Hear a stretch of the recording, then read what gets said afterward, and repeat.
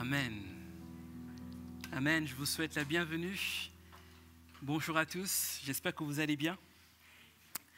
Sans plus tarder, je vais vraiment aller dans le vif du sujet et j'aimerais continuer notre étude sur le livre des Actes. Pour ceux qui nous suivent depuis un petit moment, depuis janvier, nous avons commencé une série sur les actes que j'ai appelée « Des paroles aux actes ». Parce que notre volonté dans notre Église, c'est de pouvoir agir aussi, ne pas seulement rester sur des paroles, mais transformer les paroles sur des actes concrets. Et depuis le début de ce message, aujourd'hui nous en sommes au sixième chapitre. À chaque chapitre, nous avons pu mettre en place des actes concrets. Et mon désir, c'est que ces actes puissent aussi impacter nos vies individuellement, mais aussi l'ensemble, l'Église aussi. Et c'est pour cela que nous avons voulu, et le Seigneur m'a mis à cœur ce thème des paroles aux actes. Et du coup, nous en sommes aujourd'hui au chapitre 6. Je vous avais annoncé la semaine dernière que c'était le dernier chapitre, mais le Seigneur m'a travaillé même jusqu'à ce matin pour vraiment continuer cette série jusqu'à la semaine prochaine. Et la semaine prochaine, nous verrons le dernier chapitre, le chapitre 7. En plus, 7, c'est le chiffre parfait. Donc, je crois que c'est dirigé par Dieu. Et le chapitre d'aujourd'hui, j'ai intitulé « Une église naturellement surnaturelle ». Amen. Vous avez bien entendu ? Une église naturellement surnaturelle. Dans la Bible et dans notre quotidien, aussi en tant que chrétien, il y a des mots ou des notions que certaines fois nous évitons d'aborder ou que nous ne connaissons mal, par manque d'enseignement, par méconnaissance, ou des fois aussi par peur. Certaines fois, il y a des mots qu'on n'utilise pas parce qu'on a peur des effets dans notre vie. Et le thème du surnaturel, le mot surnaturel fait partie des mots, de la liste des mots ou notions qui nous font peur quelquefois ou que nous comprenons mal. Pourquoi cela ? Parce que quand on parle de surnaturel, ça nous amène à aussi un côté irrationnel. Ça veut dire tout ce qui n'est pas palpable, tout ce qui n'est pas compréhensible à l'œil humain, à l'entendement humain. Et du coup, quand on parle de l'irrationnel, ça nous parle aussi de quelque chose qui nous emmène dans l'invisible, dans le monde spirituel. Mais j'aimerais vous dire ce matin que le monde spirituel existe vraiment. Ce n'est pas une invention. Et il nous faut comprendre cela pour vivre naturellement le surnaturel. Devons-nous avoir peur de cette notion ? Devons-nous avoir peur de parler du mot de surnaturel ? Non, je ne pense pas. Parce que le surnaturel doit faire partie intégrante de la vie d'un véritable disciple de Christ. Et le but de mon message ce matin, c'est de nous sensibiliser sur l'importance du surnaturel dans notre vie et sur notre rôle à nous en tant que chrétiens, notre rôle à jouer par rapport au surnaturel. Donc du coup, évitez aussi toute peur, toute crainte. Et ce matin, nous allons vivre un temps particulier. Et j'ai choisi de manière volontaire ce titre naturellement surnaturel et cela peut vous surprendre ce matin et j'ai vu que c'est une tournure de phrase qu'on appelle un oxymore, mettre un contraire avec le même mot en fait et cet oxymore va nous emmener dans un surnaturel à notre portée. Est-ce que vous êtes prêts ce matin ? Dis à ton voisin, accroche ta ceinture. Accroche ta ceinture parce que nous allons vivre un temps particulier. Pourquoi parler du surnaturel ce matin ? Dans le texte en introduction que je n'ai pas lu, mais je vais vous le lire aujourd'hui, et ça nous ramène au tout début de cette série sur les actes. Acte 1, verset 8, qui nous dit ceci, « Mais vous recevrez une puissance, le Saint-Esprit, survenant sur vous, et vous serez mes témoins à Jérusalem, dans toute la Judée, dans la Samarie et jusqu'aux extrémités de la terre. » Amen. Mais vous recevrez une puissance lorsque le Saint-Esprit viendra sur vous et vous serez mes témoins à Jérusalem, dans toute la Judée, dans la Samarie et jusqu'aux extrémités de la terre. Et lorsqu'on regarde ce verset, dans ce verset, il y a un mot qui sort du lot. Et ce mot, c'est puissance. Ce mot, en grec, signifie dynamis. Et dynamis, il y a des dérivés, j'en ai déjà parlé au début de cette série, c'est dynamite. C'est pas quelque chose de, c'est pas un petit pétard en fait qu'on va utiliser. C'est pas quelque chose, je veux dire, à regarder dans une moindre mesure. C'est quelque chose de puissant. Et quand on regarde la signification du dynamisme, ça veut dire force. ça veut dire pouvoir, ça veut dire talent. Donc, lorsque on voit ce mot, on est loin de s'imaginer ce que le Seigneur est en train de dire à ses disciples, parce que dans cette parole, c'est Jésus qui parle à ses disciples avant d'être élevé dans le ciel. Il leur dit, vous recevrez une force, vous recevrez une puissance, un pouvoir, un talent. Et quand il parle de ça, il parle de quel aspect? Il parle du surnaturel.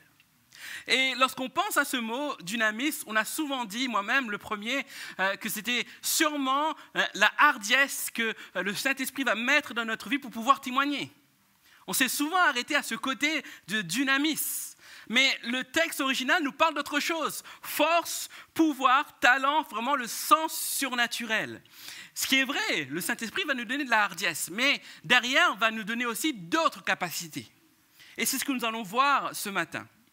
Lorsque nous sommes baptisés dans le Saint-Esprit, nous sommes revêtus et immergés dans toute la puissance du Saint-Esprit. Et quand on voit tout cela, quand on voit le surnaturel, quand on voit tout cet aspect de puissance que Jésus parle, on peut être tenté de se dire, mais c'est peut-être la première fois que Jésus l'annonce à ses disciples. C'est peut-être la première fois, avant de partir, Jésus est en train de rassurer ses disciples en leur disant, vous recevrez une force, vous ne serez pas tout seul, vous recevrez une force au Saint-Esprit. Mais si on regarde plus loin, plus tôt dans les évangiles, on peut voir dans Marc 16, versets 17 à 18, que Jésus avait déjà annoncé cela à ses disciples. Voici les miracles qui accompagneront ceux qui auront cru. En mon nom, ils chasseront les démons. Ils parleront de nouvelles langues, ils saisiront des serpents. S'ils boivent quelques breuvages mortels, il ne leur fera point de mal. Ils imposeront les mains aux malades et les malades seront guéris. Amen. Il n'y a pas des notions irrationnelles dans ce qu'on a vu. Ils chasseront les démons, ils parleront de nouvelles langues. S'ils boivent des breuvages mortels, ça ne fera rien. Ils imposeront les mains aux malades et les malades seront guéris. À qui s'adresse Jésus quand il dit ça? À ses disciples. Et si on revient un peu en arrière au verset 15, Jésus est en train de leur dire allez prêcher, Jésus est ressuscité, il leur dit allez prêcher la bonne nouvelle, etc. Et ensuite il leur dit voici les signes, les miracles qui accompagneront ceux qui auront cru. Jésus n'a pas dit dans ce texte écoutez les disciples, allez prêcher la bonne nouvelle. Voici les signes et les miracles qui vous accompagneront. Ok?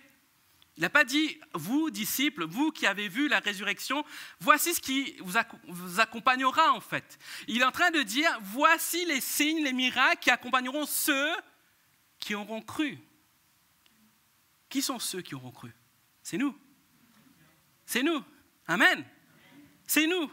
Jésus était déjà en train de parler de nous dans la Bible, dans la parole de Dieu, avant même de laisser ses disciples. Il leur dit, voilà, vous êtes ces agents qui allaient parler du message. Des gens vont se tourner vers Dieu et ces gens-là vont être accompagnés d'un équipement.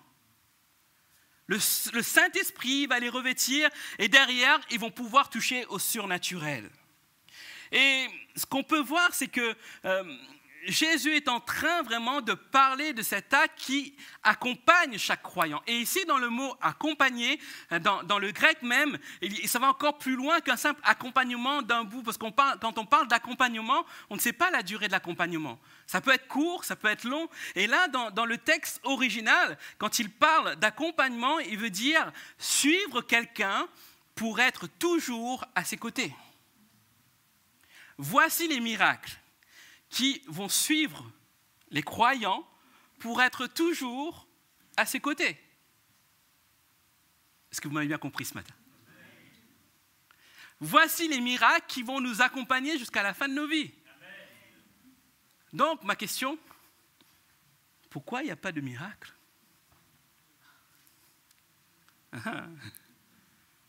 Pourquoi, moi, en tant que croyant, quand je dis moi, c'est nous tous, hein, on ne voit pas de miracle. Quand on prie pour quelqu'un, il n'y a pas tout de suite un miracle. Il y en a que ça se fait, oui, ça se fait. Mais ce texte, il ne dit pas les évangélistes qui vont aller dans la rue, dans les métros, etc. Voici les signes, les miracles qu'il va les accompagner. Ceux qui auront cru, vous lisez comme moi, ceux qui auront cru. Donc c'est n'importe qui, ceux qui croient en fait. Et du coup, ça doit nous accompagner jusqu'à la fin de notre vie. Et du coup, il nous manque quelque chose. Il nous manque cet aspect du surnaturel.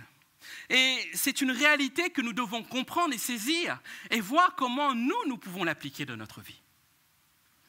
Jésus parle plus loin aussi dans Jean 14, 12 à ses disciples en leur disant « Celui qui croira en moi fera aussi les œuvres que je fais, et il en fera de plus grandes parce que je m'en vais au Père. » Qu'a fait Jésus dans son ministère terrestre?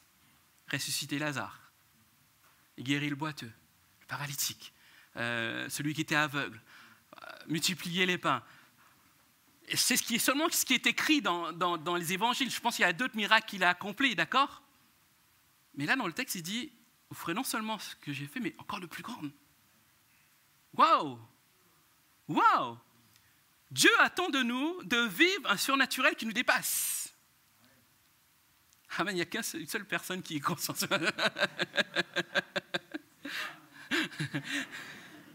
J'espère pas qu'il n'y a que toi, mon frère. Mais voilà un peu la réalité, bien-aimés. Pourquoi parler du surnaturel? Parce que c'est à notre portée. Parce que Dieu veut que nous puissions saisir en tant que croyants que ce n'est pas quelque chose qui est réservé à une élite. Ce n'est pas quelque chose qui est réservé à des spécialistes de la foi, bien-aimés. C'est réservé à chaque croyant. Le vivons-nous personnellement? Ou laissons-nous les choses comme cela? Parce que derrière, il y a une réalité spirituelle. Et j'aimerais continuer dans cela et prendre avec vous Romains 8, verset 5. Et Paul dit quelque chose, il dit « Ceux qui vivent en effet selon la chair s'affectionnent aux œuvres de la chair, tandis que ceux qui vivent selon l'esprit s'affectionnent aux œuvres de l'esprit. » La version Louis II. Maintenant, je vais vous lire la version Sommer qui dit « En effet, les hommes livrés à eux-mêmes tendent vers ce qui est conforme à l'homme livré à lui-même. Mais ceux qui ont l'esprit tendent vers ce qui est conforme à l'esprit. Amen. » Dans ce texte, il y a deux réalités que nous devons saisir ce matin. La première réalité, c'est que nous devons vivre selon l'esprit, ou ceux qui ont l'esprit vivent selon l'esprit. Qu'est-ce que vivre selon l'esprit? Vivre selon l'esprit, c'est considérer la personne du Saint-Esprit. Ça veut dire reconnaître dans le Saint-Esprit cette personne, ce membre de la personne de Dieu le Père, de Jésus-Christ le Fils. C'est-à-dire le Saint-Esprit œuvre parfaitement dans l'être humain. Reconnaître sa puissance, reconnaître que le Saint-Esprit peut agir en nous. Vivre selon le Saint-Esprit, c'est ça. Il n'y a pas un mode d'emploi où le Saint-Esprit met à côté de nous et dit comme ça, bon voilà, si tu veux vivre selon le Saint-Esprit, fais ça, fais ci, fais ça. C'est déjà considérer l'œuvre du Saint-Esprit, considérer qui il est.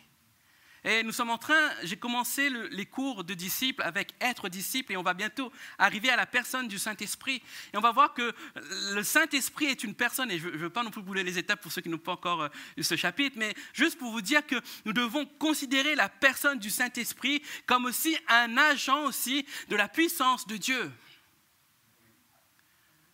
Donc la première chose à considérer, c'est le Saint-Esprit. Est-ce que tu considères le Saint-Esprit ce matin, mon frère, ma sœur? Est-ce que tu considères que le Saint-Esprit nous a été envoyé déjà comme cette aide que Jésus a promis pour ses disciples? C'est une réalité. Nous ne devons rien faire sans le Saint-Esprit. Ensuite, la deuxième réalité, c'est que dans ce texte, il est dit qu'il faut s'affectionner aux choses de l'Esprit, c'est-à-dire tendre vers ce qui est conforme à l'Esprit. Et quand on parle d'affectionner les choses de l'Esprit, c'est considérer la puissance de Dieu au travers de l'œuvre du Saint-Esprit. C'est ce dynamisme que Jésus parlait.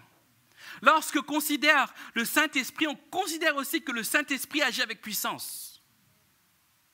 Le Saint-Esprit agit avec puissance et c'est par cela que Dieu se révèle à nous. Et lorsqu'on considère cela, on ne peut pas se dire qu'on peut vivre le surnaturel sans le Saint-Esprit. Si nous considérons la personne du Saint-Esprit dans nos vies en lui donnant toute sa place, alors il agira dans toute sa puissance pour nous faire vivre la puissance de Dieu. Amen. Et donc, si on vit la puissance de Dieu, nous allons vivre le surnaturel de Dieu. Cela signifie que le croyant doit faire confiance au Saint-Esprit. Le croyant doit donner toute sa place au Saint-Esprit pour le renforcer dans le domaine spirituel. J'ai dit tout à l'heure, le Saint-Esprit est l'agent qui révèlent la puissance de Dieu. D'ailleurs, on peut le lire dans 1 Corinthiens 12, 4 et verset 11. Il est dit qu'il y a diversité de dons, mais le même esprit. Un seul et même esprit opère toutes ces choses, les distribuant à chacun en particulier comme il veut. Et dans 1 Corinthiens 12, on est en train de parler des dons de l'esprit. Dons de miracles, dons de guérison, etc., etc. Et il est dit que c'est le Saint-Esprit qui distribue à chacun en particulier. Ça veut dire une chose, bien-aimés, c'est que les capacités, les dons que Dieu, par le Saint-Esprit, peut nous donner, c'est lui, le Saint-Esprit, qui décide. Ça veut dire que ça ne se transmet pas. OK ? Ça ne se transmet pas. Je me souviens une fois, j'étais dans une cellule, c'était pas ici, et dans cette cellule, c'était une cellule familiale, et il y avait une sœur qui était vraiment dans la prière, une intercesseuse, et Dieu l'utilisait, et des gens étaient guéris parce qu'elle priait pour ces gens, etc. Et cette sœur-là avait son petit-fils dans la cellule. Et là, il y a un frère qui vient me voir et dit « Regarde, le petit-fils, lui aussi, il est aussi fervent que sa grand-mère.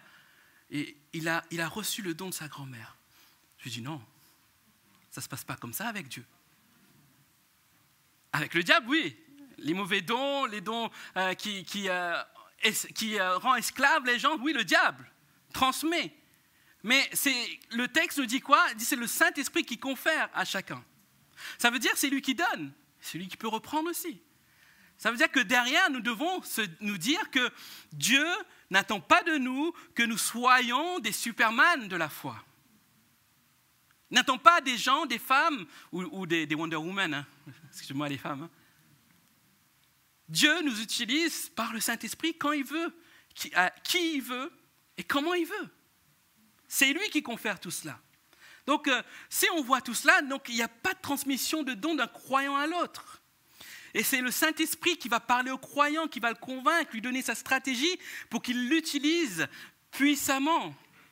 Mais pour cela, il faut que le croyant écoute le Saint-Esprit. Bien aimé, j'ouvre une parenthèse et vous dire que si c'est le Saint-Esprit qui donne, il faut aussi se dire que le surnaturel, lorsque Dieu nous permet de vivre le surnaturel, c'est qu'il y a un but particulier. Aujourd'hui, vous savez, avec l'essor des réseaux sociaux, on est souvent tenté à aller à suivre quelqu'un parce qu'il est connu, etc. Je vous en prie, ne suivez pas quelqu'un parce qu'il a un don de guérison. OK ? Parce que si vous le suivez parce qu'il a un don de guérison, vous suivez la personne. Vous suivez son don. Vous ne suivez pas Dieu. Comprenez ? Et les personnes qui mettent en avant leur don ont oublié le but. Le but de pourquoi Dieu a permis qu'ils aient un don. Et ça peut aussi, le diable aussi se déguise en ange de lumière. Hein ? OK ? Donc on va voir ça après. Donc, j'aimerais juste vous sensibiliser là-dessus. Il faut vraiment faire attention à ça, bien-aimés. Le Saint-Esprit donne à qui il veut, quand il veut, et comment il veut. Il peut reprendre aussi. Alors, quel est le but du surnaturel ? On voit que ça fait partie de la vie du croyant et que chaque croyant doit affectionner à cela. Mais quel est le but réel du surnaturel ? On trouve la réponse dans le même verset d'Acte 1, verset 8, où il dit « Vous recevrez une puissance, le Saint-Esprit survenant sur vous, et vous serez mes témoins. » Le but du surnaturel, ce n'est pas pour notre orgueil. Le but du surnaturel, ce n'est pas de créer des Superman, des Wonder Woman, des Hulk. Le but du surnaturel, c'est pour être des témoins. Amen. Le but du surnaturel, de toucher ce qui est irrationnel, si Dieu permet de nous utiliser pour que des personnes puissent se tourner vers Dieu parce qu'ils étaient guéris, c'est pour que nous soyons des témoins. Amen. Et lorsque Jésus leur décrit l'expérience du revêtement du Saint-Esprit, il leur donne ce but-là. C'est pour être des témoins. Et nous avons vu que, dans le premier point, que le Saint-Esprit opère dans le croyant et lui permet de vivre le surnaturel via les dons de l'Esprit. Et ce n'est pas un don qui doit nous servir pour nous-mêmes, à nous enorgueillir, à nous mettre en avant. Ce n'est pas pour nous, ce n'est pas pour nous glorifier, mais c'est pour glorifier Dieu seulement. C'est uniquement pour que nous soyons des témoins de la puissance du Seigneur. Je ne sais pas si vous avez entendu, il y a 1 an ou 2 ans de cela, il y a eu un homme qui était considéré, dans les réseaux sociaux, comme un faiseur de miracles, entre guillemets, qui ressuscitait les morts. Voilà. C'est un pasteur, il ressuscitait les morts. Donc il était invité chaque fois, il faisait des conférences. Et les gens emmenaient les morts dans les civières pour qu'ils ressuscitent. Et il était connu pour cela, et les gens l'invitaient pour cela, donc pour son don en fait. Et un jour, il a fait une campagne comme ça, qui était filmée. Et là, on voit les ambulanciers arriver avec un brancard, un homme qui était mort, soi-disant mort. Et là, il se met à prier pour lui, et la personne se lève. Et même une mise en scène un peu bizarre, hein, on regarde la vidéo, on se dit une mise en scène, bref. Et là, le scandale éclate, c'était une mise en scène. Une mise en scène pourquoi ? Pour que le don de cet homme soit mis en valeur et que derrière l'homme soit glorifié en fait.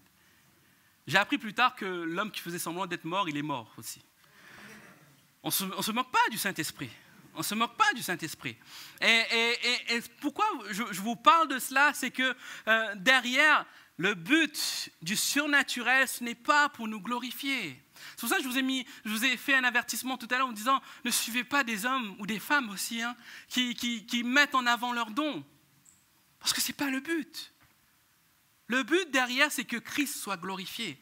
Parce que derrière, même s'ils vont parler de Dieu, ils vont lire la Bible, etc., derrière, ce n'est pas Dieu qui est glorifié, c'est l'homme. Parce qu'on va dire, ah, c'est bien, pasteur, tu es quelqu'un qui a une puissance de Dieu et on reconnaît la puissance de Dieu en toi. Mais à quel moment on reconnaît Dieu ? On se sert de la puissance de Dieu comme on se sert, lorsqu'on n'était pas chrétien, des puissances des ténèbres. Comme des dons qu'on a, dons de guérison, dons de, etc., etc., on jette des sorts, etc. Ce n'est pas du tout ça. Lorsque nous sommes en Christ, il y a un renouvellement de l'intelligence. Il faut renouveler aussi dans notre compréhension des choses, renouveler aussi dans nos pratiques. Amen. Et ça, c'est important pour nous, bien aimés. Peut-être je vous choque ce matin et que vous dites, moi je suis tel pasteur, etc. Je ne veux pas dénoncer, mon but, ce n'est pas de dénoncer avec des mots, avec des noms, etc., mais pour vous mettre en garde, bien aimés. Le même esprit qui est en moi est en vous. Le même esprit qui est en vous, et même aussi avec n'importe quel pasteur. Personne n'est au-dessus de vous, personne n'est plus sensible à Dieu parce qu'il est pasteur, parce qu'il a un don, parce qu'il a un ministère, etc. Non. Vous avez la capacité d'être sensible à l'esprit, de pouvoir exercer le surnaturel, de pouvoir vous aussi être des instruments puissants entre les mains de Dieu. Amen. N'oubliez pas, voici les miracles de ceux qui ont cru. Les miracles qui accompagneront ceux qui auront cru. Donc c'est nous, bien-aimés. Il ne parle pas d'élite, il ne parle pas de personnes mis à part. Nous étions depuis des siècles dans une religiosité où il y avait des spécialistes de la délivrance. Alors que nous avons l'autorité. Alors pourquoi aujourd'hui nous mettons encore des spécialistes de la guérison ? Des spécialistes de ceci, des spécialistes de cela. Ça ne sert à rien. Revenons à ce que la Bible enseigne. Et ça nous concerne, bien-aimés. Le surnaturel agit dans le domaine spirituel. Et je l'avais dit une fois, un pasteur cité disait qu'il y a plusieurs portes qui mènent dans le domaine spirituel. Mais une seule porte qui mène à Dieu, c'est Jésus-Christ. Le monde spirituel, c'est un monde qui nous dépasse. Et dans ce monde, le diable agit dans ce monde. Le diable agit dans ce domaine. Parce qu'il est aussi capable d'œuvres surnaturelles. Il ne faut pas l'oublier. Le diable se sert d'œuvres surnaturelles, c'est pour ça, et se sert de personnes aussi dans ces œuvres surnaturelles. On voit des voyants, on voit ceux qui font du spiritisme, ceux qui sont possédés, etc. C'est les œuvres du diable. Il sait, il est conscient que le monde spirituel existe. Et aussi, il veut aveugler les chrétiens en disant « Non, le monde spirituel, voilà, ne t'aventure pas trop, tu vas avoir peur, c'est pas pour toi, c'est pour les gens expérimentés, c'est pour les gens spécialistes, etc. » C'est les mensonges du diable, bien-aimés. Vous avez autorité. Autorité sur l'ennemi. Vous avez autorité sur la maladie aussi. Mais pour cela, c'est à nous de prendre en considération cela. Quel est le but derrière du surnaturel ? C'est d'être des témoins. J'aimerais vous dire aussi quelque chose ce matin, c'est que le diable, à la base, était un ange de lumière. Il a été créé par Dieu, ange de lumière. Après, il a été déchu. Mais c'est une créature. Comprenez? Et le diable n'a aucun pouvoir de créer. Il se sert de la création de Dieu et la détourne. D'accord? Donc le diable ne fera pas quelque chose de nouveau. Il se sert, il détourne la création de Dieu. Dieu lui crée. Par sa bouche, il a créé le monde. Par sa parole, il a créé le monde. Nous avons un Dieu tout-puissant. Le diable peut œuvrer, mais Dieu est tout-puissant. Amen. Donc, dans ce but du surnaturel, mon frère, ma sœur, si vous attendez à devenir un homme ou une femme puissante et équipée de super pouvoirs, ben vous faites fausse route. Il y en a un dans la Bible qui a fait fausse route, Samson.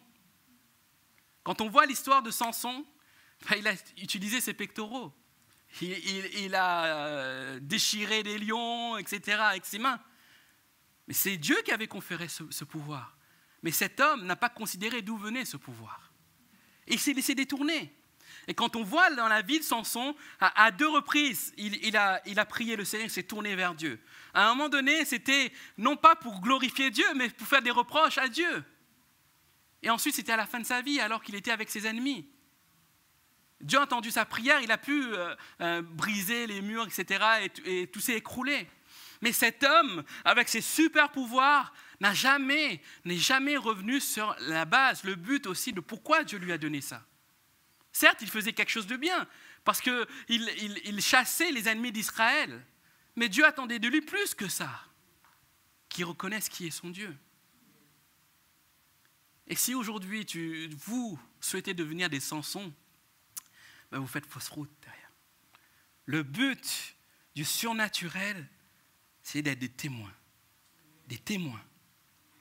Et Dieu va nous utiliser dans ce qu'on est, dans nos faiblesses, dans notre caractère, pour que nous soyons réellement ces témoins.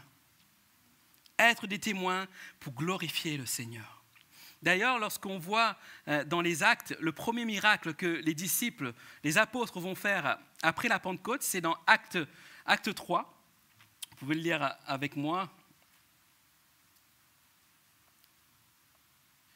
Acte 3, et au verset 12, c'est Pierre, après avoir prié, après avoir dit au paralytique de se lever, etc., qu'il a été guéri, il s'adresse à la foule, il leur dit « Hommes israélites, pourquoi vous étonnez-vous de cela? Pourquoi avez-vous peur? Pourquoi avez-vous les regards fixés sur nous, comme si c'était par notre propre puissance ou par notre piété que nous eussions fait marcher cet homme? Le Dieu d'Abraham, d'Isaac, de Jacob, le Dieu de nos pères a glorifié son serviteur Jésus que vous avez livré et renié devant Pilate, qui était d'avis qu'on le relâcha. » Ils reconnaissent dans le verset 12 et 13 que ce n'est pas par leur propre pouvoir, c'est Jésus. Ce n'est pas eux, ce n'est pas leur piété, ce n'est pas quelque chose qui est de leur motivation personnelle, par cela qu'il y a eu le miracle en fait. Ils reconnaissent que le but de ce miracle, ce n'était pas pour que eux soient glorifiés, mais pour que Dieu soit glorifié et qu'eux derrière, si on lit la suite de ces versets, qu'eux se tournent vers Jésus-Christ, le seul vrai Dieu. Dès le premier miracle, les disciples avaient reconnu que le but de ce qui s'était passé, ce n'était pas pour eux, mais c'était pour le Seigneur. Jésus même, quand il était face à Lazare qui était mort, vous vous souvenez de cet épisode? Dans Jean 11, 41-42, il est là et il pleure et il dit d'ôter la pierre. Et là, le texte, verset 41, dit, ils ôtèrent donc la pierre. Jésus leva les yeux en haut et dit, Père, je te rends grâce de ce que tu m'as exaucé. Pour moi, je savais que tu m'exauces toujours. Mais je t'ai parlé à cause de la foule qui m'entoure, afin qu'ils croient que c'est toi qui m'as envoyé. Voici le but du miracle de la résurrection de Lazare. Ce n'était pas là pour glorifier Jésus-Christ directement, mais que Dieu soit révélé dans la personne de Jésus-Christ. Nous devons considérer ça, bien-aimés. Lorsque nous souhaitons vraiment vivre le surnaturel, il nous faut poser les bonnes questions. Quelle est notre motivation? Pourquoi voulons-nous faire ça? Pour notre orgueil? Pour notre gloire? Ou celle de notre Seigneur? Parce que derrière, nous pouvons facilement nous laisser envahir par nos émotions, bien-aimés. Certaines fois, nous prions pour des personnes et on ne voit pas la guérison tout de suite. Pourquoi? Parce que nous ne sommes pas dans la bonne motivation. La motivation peut-être de faire du bien à la personne, mais pas dans cette motivation derrière pour que cette personne s'approche de Dieu. Comprenez ? Et derrière, nous devons aussi considérer que c'est le Saint-Esprit qui agit et qui confère, qui donne aussi à l'être humain de pouvoir aussi se tenir et d'être inspiré sur leur-même et de pouvoir prier pour tel ou tel sujet. Et souvent, c'est juste l'émotionnel qui parle. Et l'émotionnel nous fait faire des bêtises des fois. Et proclamer des choses que Dieu n'a jamais voulu proclamer. Alors que ça peut être juste, hein ? Ça peut être juste. Mais Dieu nous appelle à vivre ce surnaturel de manière surnaturelle. Comment ? Nous allons le voir dans ce dernier chapitre. Dans Acte 3, toujours au verset 1, on voit que Pierre et Jean montaient ensemble au temple à l'heure de la prière. C'était la 9e heure. On s'arrête là. Pierre et Jean montent ensemble au temple pour prier. Est-ce que vous vous êtes déjà posé la question pourquoi Pierre et Jean, à ce moment précis, montent au temple pour prier? Ils viennent de vivre quelque chose d'extraordinaire, de surnaturel avec la Pentecôte. Vous vous souvenez ? Ils étaient dans la chambre haute et là, le Saint-Esprit descend sur eux sur une forme de flamèche ou de flamme, etc. Et là, ils ressentent la présence de Dieu. Quel est leur besoin d'aller dans un temple pour prier? Vous n'avez jamais posé cette question? Pourquoi font-ils ça? Est-ce qu'ils ont oublié ce qu'ils ont vécu? Ou est-ce qu'ils faisaient pour autre chose? Moi, je crois que les disciples, Pierre et Jean, étaient allés au temple pour un but précis. Ils étaient allés pour parler de Jésus. C'était leur seul et unique but, parler de Jésus. Et à ce moment précis, ils voulaient faire comme le Maître. Et Jésus, même quand il allait au temple, il allait pour refaire sortir les promesses qui le concernaient. Quand il ouvre le livre d'Ésaïe et qu'il dit « L'Esprit est sur moi », c'est pour vivre, pour faire connaître son œuvre, etc. C'est jamais pour vivre un temps particulier avec les autres dans cette communion. Ce n'était pas ça. C'était pour parler de l'œuvre de Dieu. Et les disciples, avec la même attitude, vont dans le temple à l'heure de la prière. Et on voit que c'était la 3e heure, c'est à 15h de l'après-midi. Certains textes disent la 9e heure. Quand on parle de 9e heure, c'est à partir de 6h, le lever du coucher. Là, je vous fais un petit cours d'heure judaïque. 6h, 3 heures après, c'est la première heure, donc 9h. La 2e heure, c'est à midi. Et la 3e heure, c'est à 3h. Okay, et la 9e heure, plutôt, c'est à 3h. Donc, 6, voilà, ça fait 9, si vous voulez. Donc, à 15h, c'est la 9e heure. Et la 9e heure, on peut voir que dans les textes, c'était une heure stratégique, parce que c'était la prière du soir. Les disciples vont à ce moment-là, à ce contexte précis pour dire, les disciples vont aller prier, parce qu'ils sont religieux, ils vont aller prier, on va capter le maximum de personnes. Et du coup, ils profitent de ces moments pour aller parler de Jésus. Et là, qu'est-ce qui se passe alors qu'ils y vont?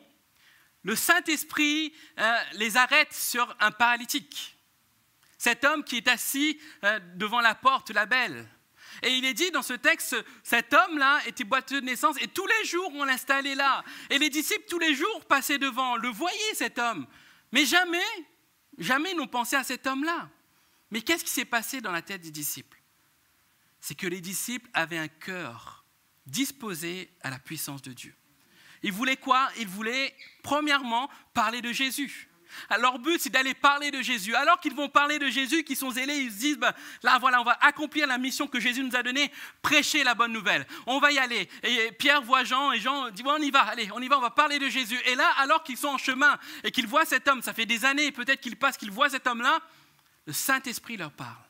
Et le texte nous dit qu'ils se regardent. C'est là qu'il y a quelque chose qui se fait de surnaturel. Et quand ils se regardent, c'est que c'est le Saint-Esprit qui les convainc.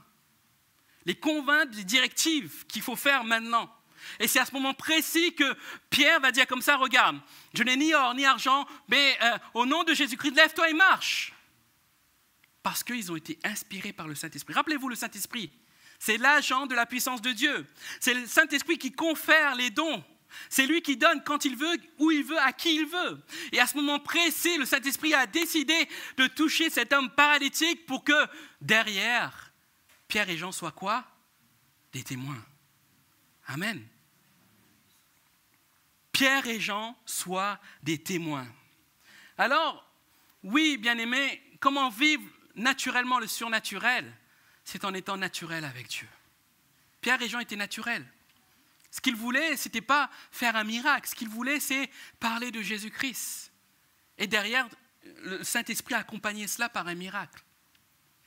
Pierre et Jean n'ont pas organisé un meeting, ils ne sont pas venus voir les 3000 qui ont été convertis. Hé les gars, tout à l'heure, à la 9e heure, rendez-vous devant la belle porte. Parce qu'il n'y avait pas les réseaux sociaux à l'époque. Hein. Il n'y avait pas Instagram, il n'y avait pas Facebook, il n'y avait pas Internet, donc ils ne pouvaient pas faire d'annonce, créer un événement, etc.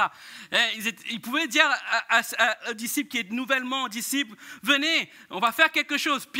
Pierre s'adresse à Jean et dit, à nous deux, on va y aller, on va faire un miracle, venez. Ça va être un temps de guérison intense. Souvent, on voit aussi dans les campagnes de conférences.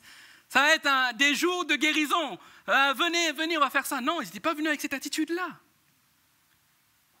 Leur seul but, c'est de se dire, on va parler de Jésus-Christ.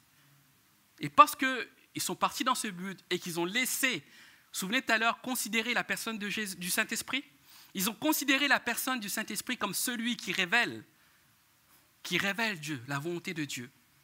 Ben, le Saint-Esprit leur a révélé la volonté de Dieu. Sur cet homme qui passait là depuis X temps, en fait. Naturellement, dans le surnaturel. C'est avoir les bonnes motivations. C'est y aller pour quelque chose. Non pas pour se glorifier, mais pour que Dieu soit glorifié. Parce que derrière, si on se laisse envahir par juste une considération en se disant « je vais faire un miracle », alors on va se laisser piéger. Et le diable va nous piéger par cela. Et le diable peut nous piéger. Je vous parlais tout à l'heure d'émotionnel. Le diable nous piège par l'émotionnel. Je me souviens, et ma femme, je pense qu'elle va se souvenir, était enceinte de Timothée, et à l'époque, on a 2 gars, hein, pour ceux qui ne nous connaissent pas, on a 2 gars, et notre premier enfant, Timothée, on voulait une fille. On voulait une fille, et ça nous tenait à cœur, etc. Et on avait même trouvé le prénom de la fille. Et du coup, il y a une sœur qui est bien gentille et tout, qui vient nous voir un jour et dit « Ah, je vois un beau bébé, je vous vois sur l'estrade avec un beau bébé dans la main. Il a une teutote dans la bouche. Cette teutote est rose. Vous allez avoir une fille. » Et là, voilà, les pasteurs font des erreurs aussi, hein, d'accord? On n'est pas... Et là, on s'est dit, mais ah ouais, ben, dans notre cœur, on voulait une fille. Donc on s'est dit, ah super, ça va être une fille et tout. Et on se réjouit avec ma femme et tout. Et le ventre commence à grossir et on commence à appeler le bébé par le prénom de la fille. On dit, ah, ma petite puce, ma petite princesse, etc., etc. Et premier écho pour le sexe et tout, là, la gynéco n'arrive pas à trouver. Ah, c'est un garçon, oui, mais c'est peut-être une fille. On se dit, ouais, il y a encore une chance, c'est peut-être une fille. On arrive à la prochaine écho, et là, l'écho, je vais dire que tombe, c'est un garçon. Je me souviens, la gynéco dit, vous êtes content? On dit, oui, on est content, mais dans notre cœur, on se dit, c'est pas ce qu'on voulait, en fait. Et c'était une grosse déception, je vous assure, c'était une grosse déception.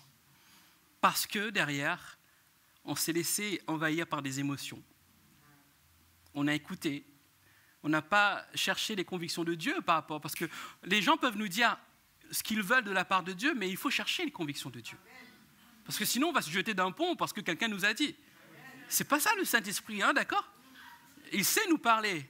Et là, je m'adresse à tous les jeunes hommes et jeunes filles qui veulent se marier. Si un gars ou une fille vient te voir, Dieu m'a dit, dis-lui, le Saint-Esprit peut me dire aussi. OK? Et là, on était tellement déçus, je ne sais plus, même à en pleurer, je ne sais plus, c'était vraiment dur pour nous. Et là, on s'est regardé, on s'est dit, on a fait vraiment une erreur avec ma femme. On a demandé pardon à Dieu, parce qu'on n'a pas écouté Dieu. Et on a demandé pardon au petit bébé dans le ventre. On lui a dit, écoute Timothée, parce qu'on avait déjà le prénom de Timothée. Écoute Timothée, on s'est trompé. Et je mis ma main sur le ventre de ma femme, je dis, on s'est trompé. Pardonne-nous parce qu'on t'a appelé de tel prénom. Tu n'es pas une petite fille, on le proclame, tu es un petit garçon. Et on t'aime pour qui tu es, on t'aime parce que tu es notre petit garçon. Et là, on s'est senti renouvelé en fait, comprenez? Comme quoi, derrière le surnaturel, on peut tous se prétendre dans le surnaturel si on a des mauvais buts. L'émotion est quelque chose qui nous trompe, bien-aimés. Et c'est là aussi, ça fait des dégâts.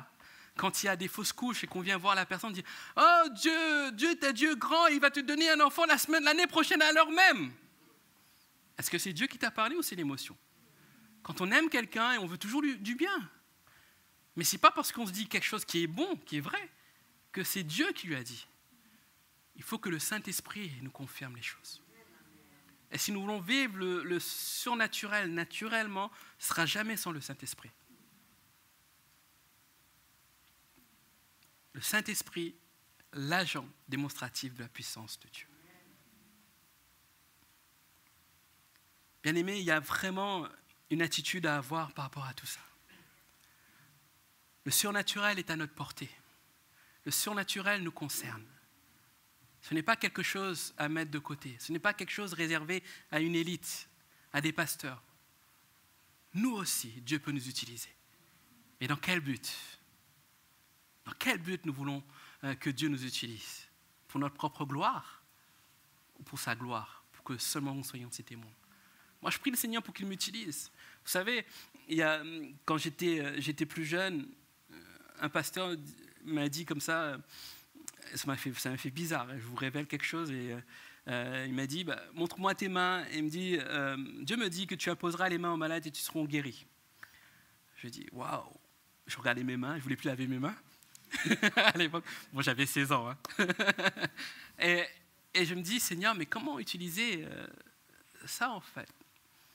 Mais je me trompais à ce moment-là, parce que c'était comme si Dieu, je me sentais comme Iron Man ou Superman, investi dans un super pouvoir, et que je vais toucher quelqu'un, il va être guéri, etc. Ça ne se passe pas comme ça avec Dieu. Même si je suis fan DC Comics, Marvel, je suis fan, vraiment fan. Mais non, avec Dieu, ça ne se passe pas comme ça.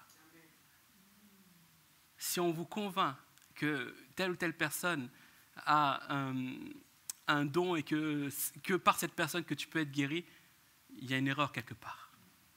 Le Saint-Esprit fait ce qu'il veut, quand il veut, avec qui il veut. Ça veut dire que ça peut être la personne la plus timide de l'assemblée, la personne la plus discrète. Mais si elle vient avec la bonne attitude et qu'elle veut que tu t'approches de Dieu et qu'elle prie pour toi, si le Saint-Esprit révèle à cette personne que tu vas être guéri, tu vas être guéri. Vous comprenez? Ce n'est pas forcément le pasteur qui fait. Quand j'étais petit, moi j'ai grandi dans un milieu chrétien évangélique, et pour moi, quand il y avait des appels, je veux dire, la puissance venait que du pasteur en fait. Vous savez, quand dans les églises, des fois, il y a des anciens, etc. Je ne voulais pas aller vers les anciens. Je dis, c'est le pasteur qui a prêché, donc ça va être la puissance de Dieu va être plus sur lui. Mais quelle erreur, en fait. Quelle erreur. On l'a tous fait, ça, je crois. Hein. Ça veut dire que Dieu est capable seulement d'utiliser une personne là parce que c'est la personne établie. C'est pas ça. Dieu peut tous nous utiliser. Je prie pour que Dieu nous utilise tous. Et cela, ça fait partie aussi des actes concrets que j'aimerais mettre en place par rapport à ce chapitre 6, c'est que nous puissions vivre naturellement le surnaturel. Que nous soyons une église qui ne soyons pas surpris par l'œuvre surnaturelle de Dieu. N'ayons pas peur de vivre le surnaturel. N'ayons pas peur d'avoir un cœur qui aille vers les gens, non pas pour se dire je vais prier pour qu'il se passe un truc surnaturel, mais je vais prier parce que je veux que cette personne se tourne vers le Seigneur. Et croire que Dieu peut m'utiliser pour aller plus loin encore derrière. Je prie pour que dans cet acte concret, on puisse se dire comme ça que je suis aussi capable et que Dieu n'attend pas de moi que je sois un spécialiste. Je prie pour que chaque chrétien de cette église puisse prendre conscience que Dieu n'attend pas de nous que nous soyons des théologiens avec 5 ans d'expérience, avec des diplômes, etc. pour pouvoir être utiles entre ses mains. Je prie pour que chaque croyant puisse se dire que Dieu nous voit dans nos combats, dans nos luttes, dans nos faiblesses, et qu'il ne nous juge pas. Il attend seulement que nous soyons sincères avec lui. Je prie pour que Dieu se révèle à chacun de nous, comme faisant partie du corps, comme faisant partie de cette élite, des Avengers si vous voulez. Mais nous sommes tous, si je veux prendre le mot élite, mais je n'aime pas ce mot-là, des élus. Nous sommes tous des élus que Dieu peut utiliser. pour vivre ce surnaturel de manière naturelle. Est-ce que vous voulez le vivre? C'est ma prière pour notre Église, que nous puissions le vivre concrètement. Amen. Est-ce qu'on peut fermer nos yeux et prier ensemble?